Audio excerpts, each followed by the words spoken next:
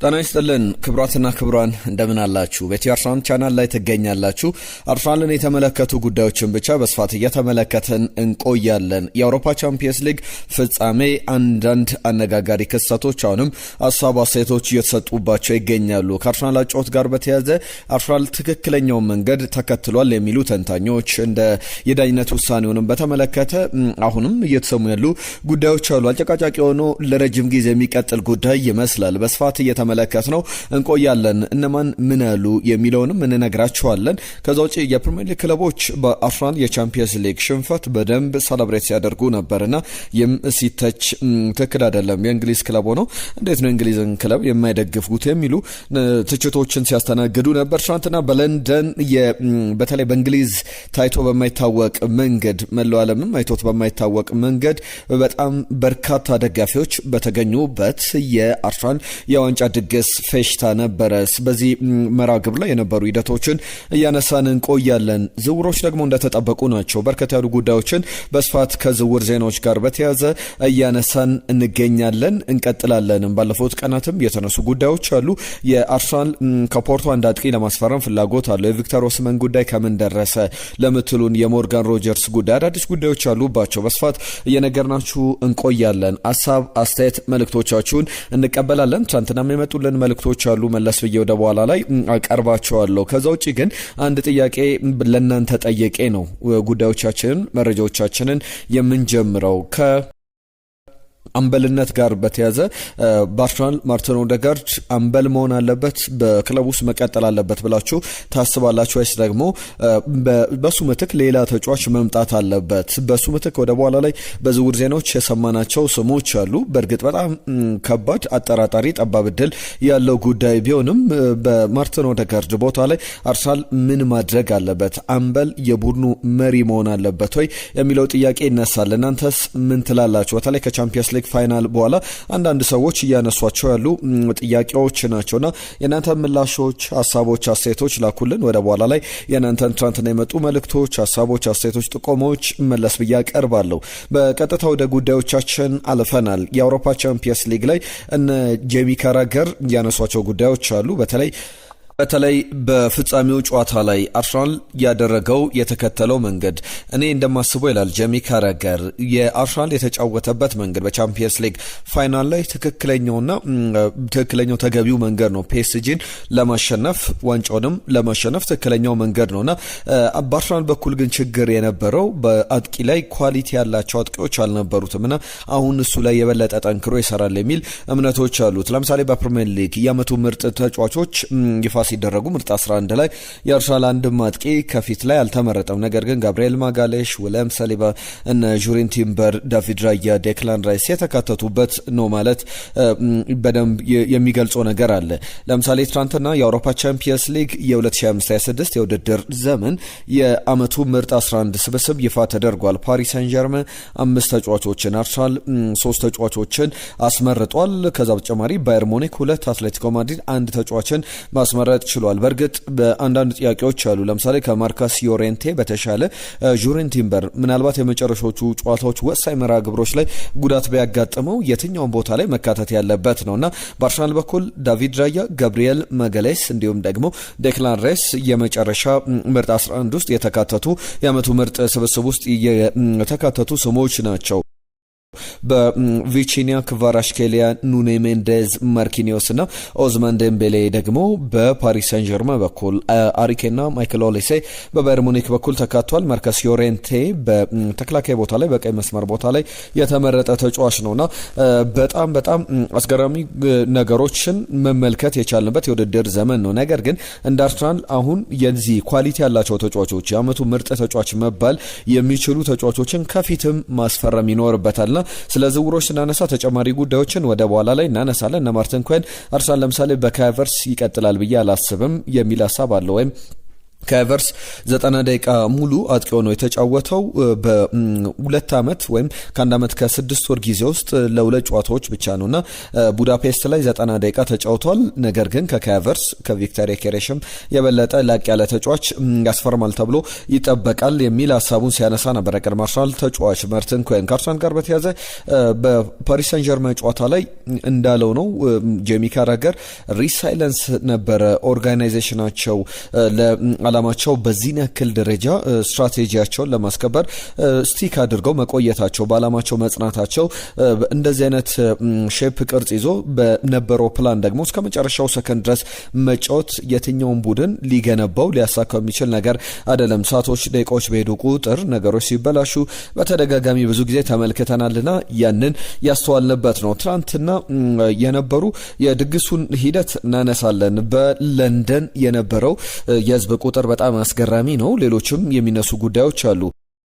ስለ ዳኝነቱ ስለ አውሮፓ ቻምፒየንስ ሊግም የሚነሱ ሀሳቦች አሉ። ቀደም ያነሳውላችሁን የዴክላን ራይስ እና የማርቲን ኦዴጋርድ አምበልነት ጉዳይንም ሀሳብ አስተያየቶቻችሁን የጻፋችሁልን አብራችሁን ቆዩ። ኤማኑኤል ፔቲ የፕሪሚየር ሊግ ክለቦች አርሰናልን በመሸነፉ ምክንያት ደስ መሰኘታቸው በጣም የሚያስገርም ነው፣ ውርደትም ነው ብሏል። ከሬቨለሪ ወይም ደግሞ ከተቀናቃኝነት የሚመጣ ሳይሆን ከኢንሴኩሪቲ አርሰናል ቢያሸንፍ የበታችነት ስሜት የሚያመጣው ነው እንጂ በትክክል ደረጃ ላይ የሚቀመጥ የሬቨለሪ ወይም የተቀናቃኝነት ጉዳይ አይደለም በሚል ያነሳቸው ጉዳዮች አሉ። ጄሚ ካራገር ደግሞ በፋይናሉ ላይ ክቪቻ ክቫራትስኬሊያና ኦዝማን ዴምቤሌን የተመለከተ ሀሳብ ሲሰጥ ተመልከ ኦዝማን ዴምቤሌ ለረጅም ጊዜ ከትችቶች ርቆ ቆይቷል። በቻምፒየንስ ሊግ ፋይናል ላይ ከአርሰናል ጋር እንዴት ነበረ ሲጫወት የነበረው? ሁሉንም ጨዋታዎች እንግዲህ ወደ ማል ወደ ዳር እየወጣ ለመንቀሳቀስ ሞክሯል። ግን አንድም የፈጠረው ነገር የለም። ምንም ነገር ክሬት ሳያደርግ ምንም ነገር ለአርሰናል ተከላካዮች ፍርሃት ሳይሆን ምንም የፈጠረው ሞመንትም አልነበረም እና ዝም ብሎ ፍሎት ሲያደርግ ነበር። ወደዚህ ወደ ግራ ወደ ቀኝ ወደ ማል እያለ ሙከራዎችን ሲያደርግ ነበረ ለመንቀሳቀስ። ከዛ ውጪ የፈጠረው ነገር የለም። ክቪቻ ክቫራትስኬሊያንም ብንመለከት እሱም በተመሳሳይ ጆርጂያዊ ተጫዋች ጭራሽ አኖኒመስ ነበር። ማንም ኢንታየር ማቹ ላይ ምንም የፈጠረው ነገር የለም አንድ ፍጹም ቅጣት ምት ከማስገኘት ውጪ የሚል ሀሳቡን አንስቷልና በጣም አነጋጋሪ አስተያየቶችን ተመልክተናል። ከዳኝነት ውሳኔ ጋርም በተያዘ ቲየሪ ዳንኤል ኦንሪ ያነሳቸው ጉዳዮች አሉ። በቻምፒየንስ ሊግ ፋይናል ላይ የተመለከትኩት ነገር እኔ ብዙ ጊዜ ከፋይናሎች በኋላ ነገሩም ካለቀ በኋላ ስለ ዳኝነት አላነሳም። ነገር ግን በቻምፒየንስ ሊግ ፋይናል ላይ ፓሪስ ሰን ጀርመን አርሰናልን ባሸነፈበት ጨዋታ ላይ ቀላል የሚባሉ ዲሲሽኖች ኢግኖር ሲደረጉ ነበረ፣ በፓሪስ ሰን ጀርመን ፌቨር ሲሰራ ነበረ ብሏልና በጣም የተሸነፍነው ወይም አርሰናል የተሸነፈው በዳኛ ነው ሙሉ ለሙሉ እያልኩ አይደለም። ነገር ግን ጥቃቅን ነገሮች ላይ ጫናዎችን ለማሳደር ሲሞከር ነበረ። በጣም ተጫዋቾቹ ይገባቸው ነበር ላሳዩት ኮንሲስተንሲ ለደጋፊዎችም ጭምር ተገቢ ነው ብሎ መናገር ይቻላል። ነገር ግን እንዳጠቃላይ አንዳንድ ውሳኔዎች ጥያቄ ውስጥ የሚከቱ ናቸው ዳኛውን ብሏል። ነገር ግን በአርሰናል ቡድን በጣም የኮራውበት ነበረ የሚገባቸውን ውጤት ያገኙበት ባይሆንም፣ ነገር ግን ኩራት ይሰማኛል አርሰናል በሄደበት ርቀት ባሳካው ነገር በሙሉ የሚመሰገን አይነት ነው በሚል ያነሳው ጉዳይ አለ። እንግዲህ አርሰናል ይህንን ቡድን ዝም አስብሎ በደንብ መቆጣጠር ችሎ ጨዋታውን ያጠናቀቀበት ነበርና ስኬታማ ምሽት ነበር ባይባልም እንዳጠቃላይ ግን በቀጣይ ደግሞ የበለጠ ትምህርት ወስዶበት የበለጠ ወደ ቻምፒየንስ ሊግ ፋይናል የሚቀርብበት ሌላ አመት ይሆናል ተብሎ ይጠበቃል። ለአጠቃላይ ከትናንትናው የቻምፒየንስ ሊግ ጉዳዮች ካነሳናቸው ሀሳቦች በተጨማሪም ዛሬም ተጨማሪ ጉዳዮችን እያነሳ እንገኛለን። ቀደም ያነሳውላችሁ ጥያቄ አለ። ዴክላን ራይስ ወይስ ደግሞ ማርቲን ኦዴጋርድ በአምበልነት መቀጠል ያለበት? ማርቲን ኦዴጋርድ በክለብ ውስጥ መቆየት አለበት ወይም አርሰናል ከሱ የተሻለ ተጫዋች እሱ ባይለቅ እንኳን ማምጣት የለበትም ወይ የሚሉ ጥያቄዎች ከቻምፒየንስ ሊግ ፋይናል በኋላ ሲነሱ ነበር። ለምሳሌ በቻምፒየንስ ሊግ ፋይናል ላይ ማርቲን ኦዴጋርድ ምንም ሲፈጠር አልነበረም። ቡካዮ ሳካ መከላከሉ ላይ ከነበረው አስተዋጽኦ የበለጠ ትልልቅ ጉዳዮች ላይ ወይም የጨዋታው ማች ዲፋይኒንግ ሞመንቶች ላይ አልነበረም ብሎ መናገር ይቻላል እና ከዚህ የተሻለ ነገሮችን ይጠበቅባቸዋል ሁለቱም ተጫዋቾች። ዴክላን ራይስ ባሳየው ብቃት፣ ጋብሪኤል ማጋሌሽ እንዳሳየው ብቃት፣ እነ ሊያንድሮ ትሮሳርድ ጭምር ባሳዩት ብቃት ብዙ የመባል ያለበት ጉዳይ ነውና እንደ አጠቃላይ ብዙ ነገሮች እናነሳለን። በቀጣይ ጊዜያትም ከአርሰናል ጋር በተያዘ ግን ሊነሳ የሚችለው ጉዳይ 120 ደቂቃ ሜዳ ላይ መቆየት የማይችል ተጫዋች እንዴት በአምበልነት ቡድኑን ይመራል የሚሉ ሀሳቦችን ሲሰጡ ተመልክተናልና አንድ ካፒቴን ቡድኑን እስከ መጨረሻው ሰከንድ ድረስ መምራት አለበት። የፊዚካሊቲ ችግር ያለበት ከሆነ በፊዚካሊቲ ደረጃ ሙሉ 90 ደቂቃ ሙሉ 120 ደቂቃ መጫወት የሚችል ተጫዋች አምበል መሆን አለበት። ምክንያቱም የቡድኑ መሪ ሜዳ ላይ መገኘት አለበት እስከ መጨረሻው ቅጽበት ድረስ። በቡድኑ ውስጥ ለምሳሌ ፍጹም ቅጣት ምት ሲመታ ሞራል በመስጠት እዛው ጋር ከተጫዋቾች ጋር በቅርብ በመቆየት ያንን ኃላፊነት መውሰድ አለበት የሚሉ ሀሳቦች ይነሳሉና ዴክላን ራይስ አምበልነቱ በደንብ ይገባዋል። እስከ መጨረሻው የደቂቃ ድረስ እስከ መጨረሻው ሰከንድ ድረስ በሜዳ ላይ ተመልክተናል የሚሉ ሀሳቦች ሲነሱ ነበር። የእናንተን ሀሳብ በዚህ ጉዳይ ላይ እየነገራችሁን አብራችሁን ቆዩ። ከሜትሮፖሊታን ፖሊስ ይፋ ያደረገው ቁጥር አለ። ትናንትና አርሰናል በለንደን በነበረው በኤምሬትስ ዙሪያም የነበረው የጎዳና ላይ ፌሽታ ነበረ። በርካታ በሚሊዮኖች የሚቆጠሩ የአርሰናል ደጋፊዎች በለንደን ተገኝተዋል። እኛም በግል የምናውቃቸው በርካታ ኢትዮጵያውያን ጭምር የተመለከትንበት ነው። እንዲሁ ሌላም አበሻዊት አንድ የአርሰናል ደጋፊዎች በቆሙበት እንግዲህ ልጇን በጋሪ የገፋች ነጠላ ለብሳ ከቤተ ክርስቲያን ሊሆን ይችላል በምትመለስበት ሰዓት ላይ ምስሎች እንግዲህ ኢትዮጵያውያንም ደጋፊዎች እዛው ነበሩና እየቀረጹ ሀሳብ ሲሰጡበት እንደነበረ ተመልክተናል። ብዙ ነገሮች የሚነሳበት ፌሽታ ድግስ ነበረ። የአርሰናል እንግዲህ ያዘን ተረስቶ አሁን ለሚቀጥለው ዓመት መዘጋጃ የደስታውም ማብሰሪያ ነበረና የለንደን ሜትሮፖሊታን ፖሊስ ይፋ ባደረገው ቁጥር መሰረት በእንግሊዝ እግር ኳስ ታሪክ በእንግሊዝም ከታዩት የደጋፊዎች ጎዳና ላይ የደስታ አገላለጾች መካከል በዚህ ያክል ቁጥር አልተመለከትንም። ከ1.5 ሚሊዮን በላይ ሰዎች በጎዳና ላይ በለንደን ጎዳና ላይ ለንደን ኢዝ ሬድ እያሉ ዋትኤቨር ዘ ዌዘር አርሰናል ፎሬቨር እያሉ ሲጨፍሩ ነበርና በዚህም 1.5 ሚሊዮን ፒፕል ሰዎች ኤስቲሜትድ ተደርጓል ወይም ደግሞ ተገኝተው ነበረ የሚል ሀሳቦችም ተነስቷል። ዋትኤቨር ዘ ዌዘር ለንደን ኢዝ ሬድ እያሉ ሲዘምሩ ነበረ። በአርሰናል በኩል እንግዲህ በጣም የሚገርም ድባብ ነበረው። ዴክላን ራይስ የሚቀጥለው የውድድር ዘመን ስንመጣ ከዚህ በተሻለ መንገድ ነውና ለሚቀጥለው የውድድር ዘመን የቡድን የተገነባው ለአንድ የሊግ ዋንጫ አይደለምና የሚቀጥለው የውድድር ዘመንም የበለጠ ተጠናክረን እንቀርባለን የሚል ሀሳቡን አንስቷል። ሌሎች ተጨማሪ ጉዳዮችም የሚነሱበት ደማቅ ድባብ ነበረው። ዴክላን ራይስ ሲዘምር እነ ቤን ዋይት አስቂ ነገሮችን ሲያደርጉ ነበረ። ከነዚህ መካከል ቤን ዋይት በርገር በጣም ጁሲ የሆነ በርገር ከመጠጥ ጋር እየጠጣ ሲጓዝ ነበረና አመቱ አልቋል። አሁን የፌሽታ ነው፣ የደስታ ነው፣ የደስታ ነው። ያንን ተመልክተናል። በለንደን በርካታ ደጋፊዎችን የተመለከትንበት ነበረ። ሉዊስ ስኬሊ ስለ ቆይታው ተጠይቆ ነበር። ከሀቨርስም በቀጣይ ስላሉ ነገሮች ጥያቄ ቀርቦለት ነበር። ከሀቨርስ በዚህ የደስታ አገላለጽ ላይ የቀድሞ ተጫዋች ማን ቢኖር ደስ ይላል ተባለ። እሱ ብቻ አይደለም፣ አብሮት የነበረ ሌላ ተጫዋችም ነበረ፣ ቢጋቢ ጋብሪኤል ማጋሌስ። ሁለቱም ተመሳሳይ ሀሳብ ነበራቸው። ዩክሬናዊው ኦሌክዛንደር ዚንቼንኮ በዚህ ቦታ ላይ መገኘት ነበረበት፣ የሱም ደስታ ነው የሚል ሀሳባቸውን ሲያካፍሉ ተመልክተናል። ለሁሉም የአርሰናል የደስታ አገላለጽ በጣም ዓለምን ባነጋገረ መንገድ እንደዚህም ይቻላል እንዴ ባስባለ መንገድ በእንግሊዝ እግር ኳስ ታሪክ ታይቶ በማይታወቅ መንገድ ተመልክተናል። ትልቅም የሚባል ነገር እንደሆነ ማንሳት ይቻላል። እንዳጠቃላይ ግን የስኬት ነበረ አመቱ ብሎ መናገር ይቻላል። ለሚቀጥለው ውድድር ዘመን ደግሞ አርሰናል የያዛቸውን እቅዶች በቀጣይ እያነሳን እንቆያለን። ዝውውሮች ላይ ትኩረት እናደርጋለን። ሉዊስ ስኬሊ በተለይ በአርሰናል በኩል አዲስ ኢራ የተጀመረበት ነውና ለእኔ ደግሞ ቀጣዩ ጊዜ የበለጠ ብራይት ነው፣ የበለጠ ነገሮች የሚሻሻሉበት። ከዚህም በላይ በተለይ ሚኬል አርቴታ በእኔ ላይ ያለውን እምነት በደንብ በጥሩ ነገር እከፍላለሁ ብዬ አስባለሁ። በዚህም ደግሞ አሁን ዘንድሮ ባሳለፍኩት ነገር በጣም ደስተኛ ነኝ ብሏል።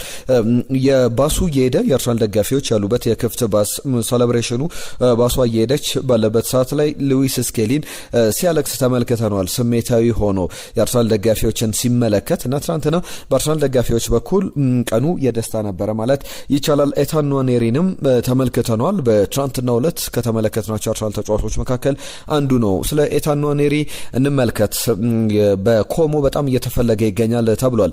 አስቶን ቪላ፣ ኮቬንትሪ ሲቲ፣ ኤቨርተን፣ ኢፕስዊች ታውን እና ኒውካስል ዩናይትድ የተጫዋቹ ፈላጊ ናቸው። አርሰናል ግን በውሰቱ ሊለቀዋል፣ በቋሚነት ተጫዋቹ ይለቃሉ የሚለው እስካሁን የተወሰነ ነገር የለም። ነገር ግን የሴስ ፋብሪጋሱ ቡድን ኮሞ ተጫዋቹን ለማስፈረም ፍላጎት አለው ተብሏል። እንደሚታወቀው ሮቤርቶ ዲዘርቢን ተከትሎ በሮቤርቶ ዲዘርቢ ስር ለመስራት ነበረ ወደ ኦሎምፒክ ደ ማርሴይ የደውሳቸው በነበሩበት ጊዜ ላይ ጥሩ እየተጫወተ ነበረ። ከዛ በኋላ ግን የመጫወቻ እድሉ በጣም ቀንሶ የውድድር ዓመቱን አጠናቋል። አሁን በኮሞ በጣሊያን ሴሪያ ላይ በቻምፒየንስ ሊግም ላይ ኮሞ ማለፉ ይታወቃልና እነ ኤሲ ሚላን የተጫዋቹ ፈላጊ ነበሩ። አሁን ግን በተለይ ደግሞ የኒኮፓስ ተተኪ ማድረግ ይፈልጋል። ኤታን ንዋኔሪን ኮሞ እየተባለ ይገኛል። ወደ ኒኮፓስ ወደ ሪያል ማድሪድ እንደሚመለስ እየተነገረ ያለ ዝውውር ነው። አዳዲስ የተሰሙ ጉዳዮች አሉ። በተለይ ከትሬንት አሌክሳንደር አርኖልድ ጋር በተያዘ ቴዲ ሼሪንጋም አርኖልድን አርሰናል ማስፈረም አለበት ያለ ይገኛል። እናንተስ ምን ታስባላችሁ? ትሬንት አሌክሳንደር አርኖልድ በሪያል ማድሪድ በተለይ በጆዜ ስር ሊቀጥል ይችላል የሚለው ትልቅ አጠያቂ ጉዳይ ሆኖ በሊቨርፑል በጣም የሚገርም ጊዜን አሳልፏል።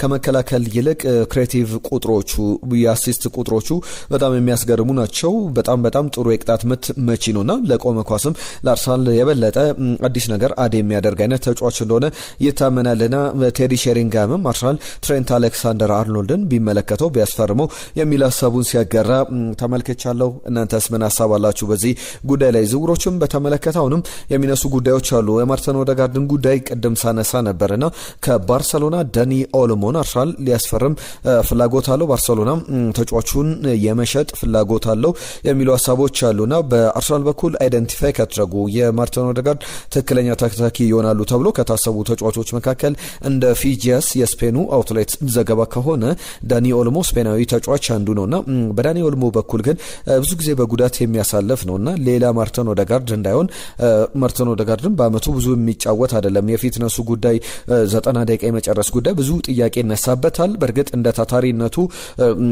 የፊትነስ ጉዳይ ጥያቄ ቢነሳበት የሚያስገርም አይደለም። ዳኒ ኦልሞ ደግሞ ከዛም በበለጠ ጉዳት የሚያስተናግድ ተጫዋች ነውና ባርሰሎና ትክክለኛ ጥያቄ ዋጋ ከቀረበለ ተጫዋቹን የመሸጥ ምንም አይነት ችግር የለበትም የሚሉ ሀሳቦች ወጥተዋል። ነገር ግን ምን አይነት ነገሮች ይከተላሉ በቀጣይ የሚለው የሚያጠያይቅ ይመስላል።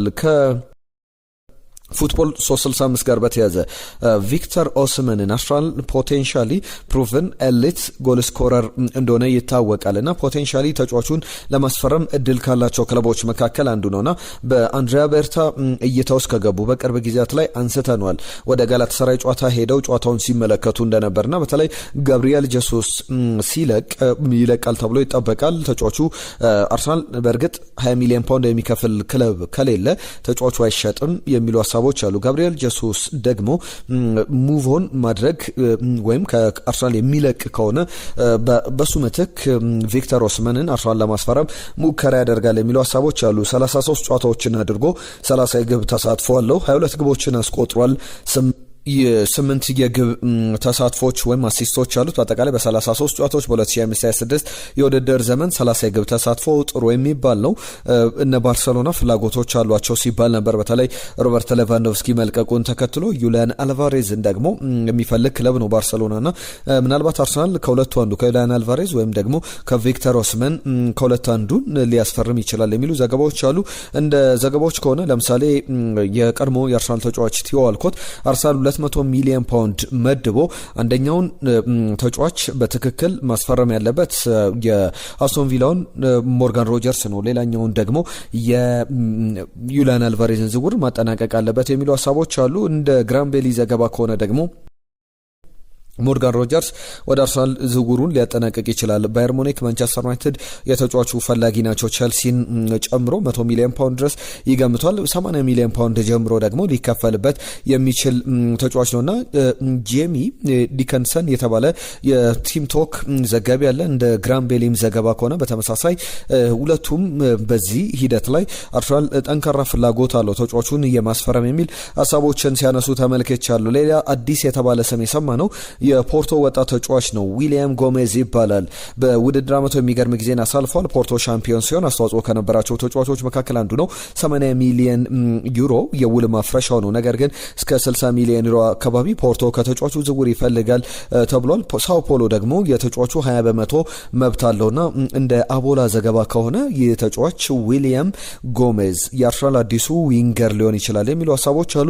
በግብ ጠባቂ ቦታ ላይ የዳቪድ ራያ ተጠባባቂ በመሆን የአታላንታው ግብ ጠባቂ ማርኮ ሊመጣ ይችላል ተብሏል። እስከ 35 ሚሊዮን ዩሮ አካባቢ የሚገመት ተጫዋች እንደሆነ የሚያሳዩ ዘገባዎች አሉ። እነዚህ አርሰናልን በተመለከተ ዛሬ የሰማናቸው አዳዲስ ጉዳዮች ናቸው። እንደ አጠቃላይ በቡድኑ ሂደት ደግሞ የሚነሱ ሀሳቦች አሉ። ከዛ ውጪ ትናንትና እንዳለ የጻፈልን መልእክት አለ። ከጋብሪኤል ማጋሌሽ ይልቅ በቻምፒየንስ ሊግ ፋይናል ላይ በጣም የሚያስቆጨው የኤዜ መሳት ነው። በተጨማሪም አርቴታ ከረፍት መልስ መስኬራን ማስወጣት ነበረበት ብሏል። ክቫራትስኬሊያ እሱን በቀይ ለማስወጣት ሲሞክር ነበረ ብሏል። መልካሙ ማሞ የአርሰናል ደጋፊ በመሆኔ በጣም ደስተኛ ነኝ። ነገር ግን ማሸነፍ ያለ ነው። በሚመጣው ስህተታችንን እናስተካክላለን ብሏል። በጣም ተገቢ ሀሳብ ይመስላል። እኔ የማጋሌሽ አያናደኝም። 5 ቢስት ከጉጉት ሀሳብ ነው የሳተው ብለን እናስባለን። ኤዜ ግን ከውስጤ መቼም አልወጣ ብሎኛል። አርቴታ እሱን አመቱ ሙሉ ማስቀመጥ አለበት በሚል የላከልን መልእክት አለ። አሌክስ ባንጃው በተለይ የኤዜን በተመለከተ ያነሳው ሀሳብ አለ። ታደሰ ማሞ ማጋሌሽ መምታት አይገባውም ነበረ፣ ኤበሬቺ ኤዜ እሱም መምታት አይገባውም ነበረ፣ እየቀለደ የሚመታ ይመስል ነበር ብሏል። መንግስቱ ዙቤንዲና ማዱዌኬ አስቀድመው ቢመቱ የተሻለ ነበር ብሏል። ትናንትና በእርግጥ አንስተነዋል። ማርቲን ኦዴጋርድ፣ ቡካዮ ሳካ ከኤቨርስ ከአርሰናል ቁጥር 1 መቼዎች መካከል አንዱ የሚጠቀሱ ናቸውና ሶስቱ ቀዳሚ መቼ የሆኑ ነበር። ምናልባት ከቪክተር ዮኬሬሽ በመቀጠል እነ ጋብሪኤልም እነ ኤዜም የሚመቱበት እድል ጠባብ ነበር ተቀይረው ስለወጡ እንጂ ትናንትና አንስተነዋል። ዳግማዊ ስህተት ነበረ ዳኝነቱ ላይ በጣም መስተካከል ነበረበት። የቫር ዳኞችም ያንን ነገር ማስተካከል ነበረባቸው ብሏል። ፓሪሶች ዘነጡ ያለን ደግሞ ዶክተር ጌታቸው ነው። በተለይ ደግሞ በእድል የደረሰ ቡድን ነው የሚል ሀሳባቸውን አንስተውልናል። አብርሃም ከፍ ያለውም የጻፈልን መልእክት አለ። ከልብ እናመሰግናለን። ዳዊቶም እኔ በአርቴታን ያዘንኩት ዘግቶ መጫወት አልነበረበትም ብሏል። ዞይ ዮናስ ሰበር ዜና ብሎ አንዳንድ ጉዳዮችን አንስተውልናል። ከልብ እናመሰግናለን። የኤበሬቺ ኤዜ መሳት ያልጠበቅኩት ነው፣ ያውም እንደዚህ አይነት አሳሳት ያልተጠበቀ ነው ብሎናል። መልካሙ መኮንን ኮከብ ፈረጃ መልእክቱን የጻፈልን ሌላኛው አድማጫችን ነው። ፔናልቲ አይሆንም፣ ሜንዴዝ ምንም አያደርገውም ነበር፣ 50-50 ነበረ ኳሱ፣ የማዱዌኬ ኳስ ፍጹም ቅጣት ምት አያሰትም ብሏል። ጆሲ ሰበብ ማብዛት አያስፈልግም፣ ፒኤስጂ ብቻውን ነው የተጫወተው፣ አርሰናል ግግም ብሎ ነበረ መከላከል የያዘው የሚል ሀሳቡን አንስቶልናል። ደሳለኝ መለስ የፈረንጆች የዳኝነት ጉዳይ በደንብ በጣም ያጠያይቃል ብሎናል። ኃይሌ ኤቦ ሰበብ ማብዛት አያስፈልግም፣ ቁጥሮቹም ያንን ያሳያሉ። ስለዚህ ለቀጣይ ማስተካከል ያለባቸው ራሳቸውን ማስተካከል አለባቸው። ያንን በተመለከተ ብዙ ሀሳቦች ተነስተውልናል። ሁሉም ለሰጣችሁ መልእክት፣ ሀሳብ፣ አስተያየቶቻችሁ ከልብ እናመሰግናለን ሁላችሁንም። የዛሬን እዚህ ላይ ያጠናቀቅን። አዳዲስ ጉዳዮችን ይዘን በኢትዮ አርሰናል ቻናላችን ዳግም እንገናኛለን። ጤና ይስጥልን።